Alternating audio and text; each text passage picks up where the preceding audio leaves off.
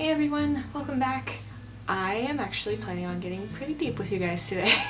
Basically today I want to go over my journey with my own mental health. Last month was actually my 1 year of seeing my therapist. A lot has happened in that year. I've definitely come a long way since then. So I'm just going to go through where I was before therapy, a little bit during, and where I am now to kind of give you an idea of my experience and just kind of spread more awareness over that it's okay to talk about these things. I know that mental health and mental illness is still has a bit of a stigma to it, but I really want to make it not as stigmatized and a little bit more normal to talk about and more comfortable, because for me at least, one of the biggest things that I experienced and I valued and made me feel a lot better about my situation was that figuring out that there are so many other people out there who are experiencing something very similar to me. I want to be there for some people who might feel like they're alone, whether it's anxiety, whether it's depression, or anything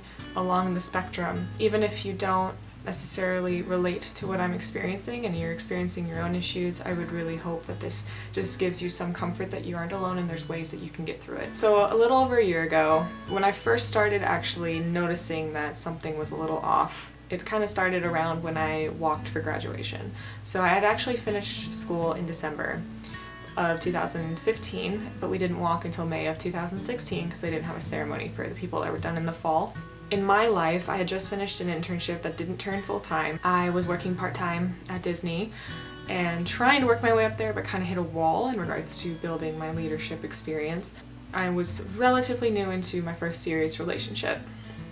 So that's where I was. When I went back to graduation, I was seeing all these people that I used to have class with and whatnot, and hearing about all of these amazing full-time jobs, these careers and stuff, and how much their lives had picked up since we had finished in December. I'm usually not one to worry about other people's timelines versus mine, but in this situation, I was feeling like a failure.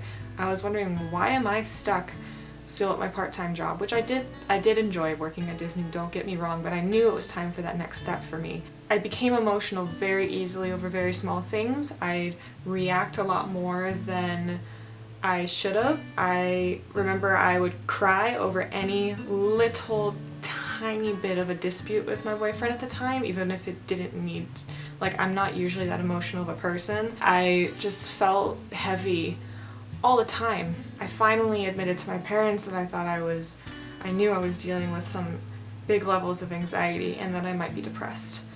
I'm also very open with my parents, so it wasn't too difficult, but it was more difficult for myself to finally say it out loud to someone else. At the same time, I was also taking the birth control pill. I tried 2 different kinds because the first time didn't feel right with me, and then the second one, mentally, I just know it was having an effect on me. Now, they don't really talk about this, and I'm not going to go too far into it, and I'm not blaming the pill 100% on this. However, it did affect me. Those different kinds of hormones do have an effect on some people in their mental health, so it definitely made me more emotional. I was definitely feeling very low, kind of like I was depressed, and my anxiety was starting to go through the roof. I did end up landing a job, which was great, a full-time marketing position, finally.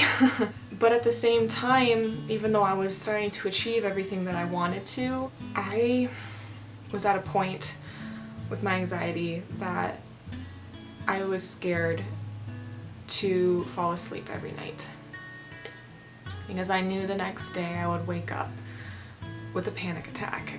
Just immediately racing thoughts about everything going on in my life, the big changes that were happening. I was, for some reason, worried that my relationship was going wrong even though it wasn't. It was a lot. I literally couldn't go a day without waking up, my thoughts racing around my head, everything saying everything's going wrong, and then just feeling so small, just very hopeless and lost that I just didn't know what to do. After talking to my parents, a lot of my really close friends, and my boyfriend at the time, they all were recommending I finally take that time to go see someone. Because after I finally was able to kind of wrap my head around what was going on, that I was dealing with all of these panic attacks and this anxiety, and I had dealt with anxiety in my past before. This wasn't something brand new. My first panic attack was actually when I was in 3rd or 4th grade. I was in a movie theater, but I wasn't myself. It was crippling, and I just felt like I had completely lost control of my thoughts. I didn't know what to do. It was just always there. I was always worried. I was always in full-fledged panic, fight or flight mode, and I knew that wasn't okay. And in order for me to really give this new job, this relationship, and just my life in general its best shot, I really needed to get a hold of it. And I knew that. And after talking to people, I decided I needed to do it. So I went online and found a low-cost therapy program that was offered through a local private school. Each hour session only costs about $20. You get sessions with people that are actually still in their graduate program, working towards their degree and pretty much putting in their hours so they can be a licensed therapist. And this was great because my insurance didn't cover therapy, so I couldn't necessarily afford hundreds of dollars for experienced, like super experienced professionals. I remember calling this school and this counseling center.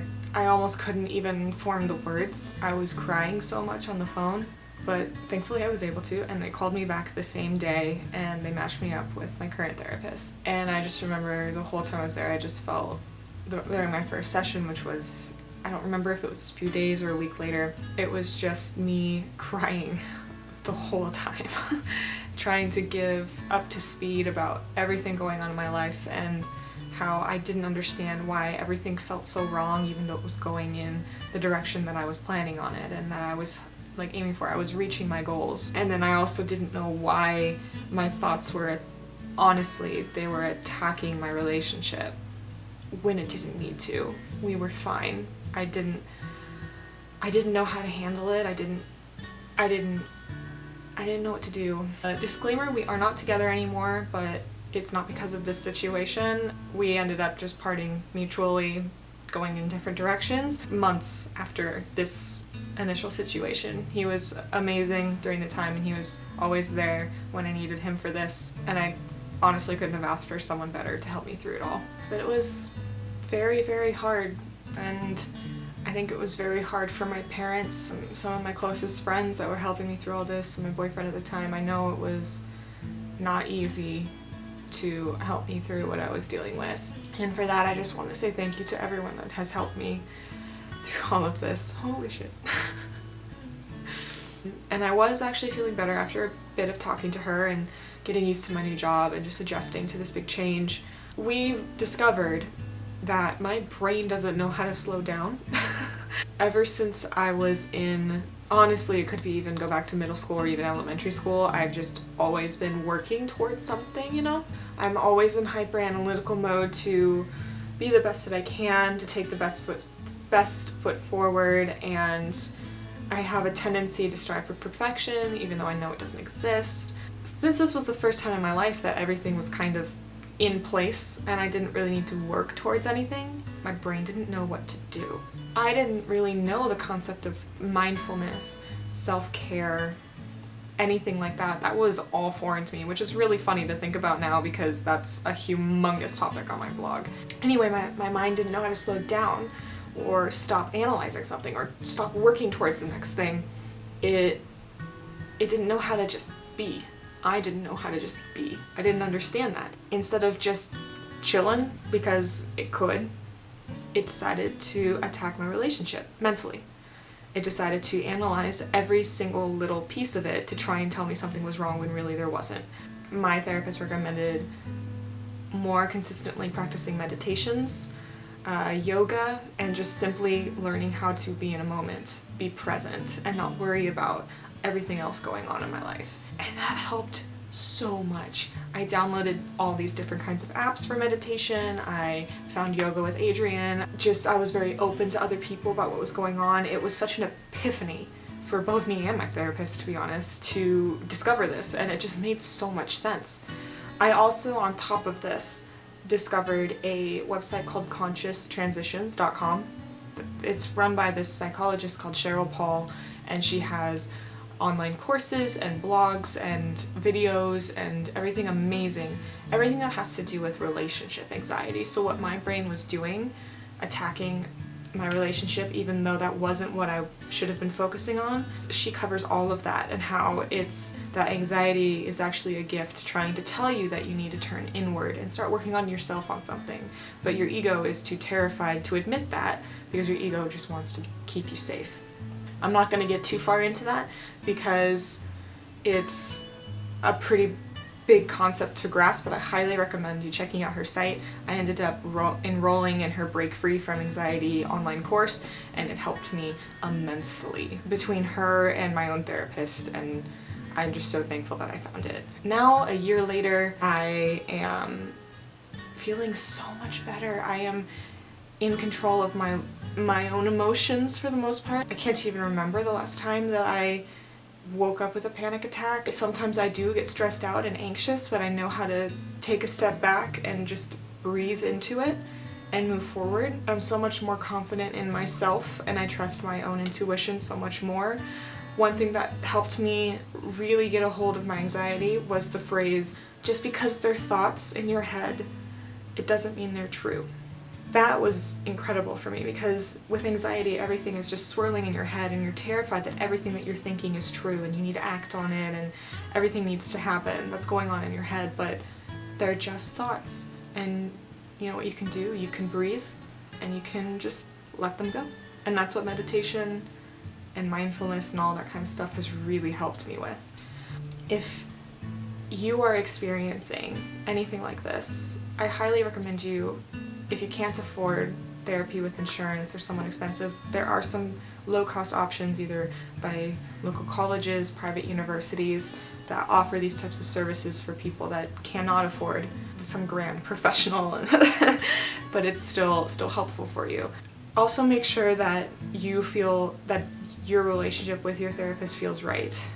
I was very lucky with the person that I found is someone that I connected with immediately and has helped me immensely, and I honestly still go to her even though I feel better. Sometimes it's nice to just have that person every few weeks to just go to and just blab about everything going on in your life.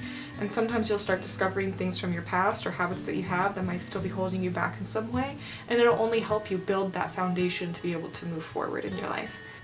I'm honestly very thankful that I went through that experience because I have discovered myself and who I want to be and what I want to do with my life so much more. I honestly probably wouldn't even have this blog, not in the same way. I wouldn't be talking to you today. I wouldn't have my self-care for millennials e-course. I wouldn't have that entire section probably if I hadn't had this experience. It all happens for a reason. I'm just so grateful for all of the people that were there for me and the opportunities that I had to be able to move forward.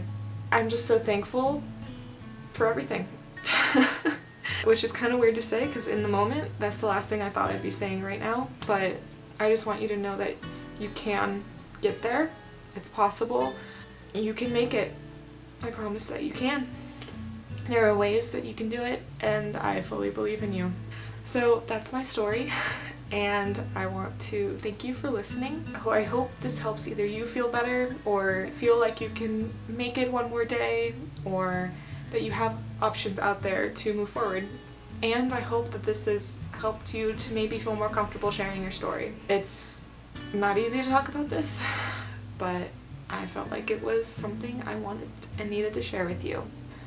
If you are looking towards building a stronger foundation for your mental health through self-care, I do have a free 5-day email course that you can sign up in my link below that goes over some strong foundations to hopefully help you move forward, and some activities and some worksheets that help you dig deep and get you there. So if you have any questions, you ever want to talk about anything, feel free to message me on any of my social media channels. And if you'd like to continue on this journey with me, where I'll be having more talks about mental health and self-care, as well as life advice in general, career, anything like that, go ahead and hit subscribe. I appreciate every single one of you, and thank you so much.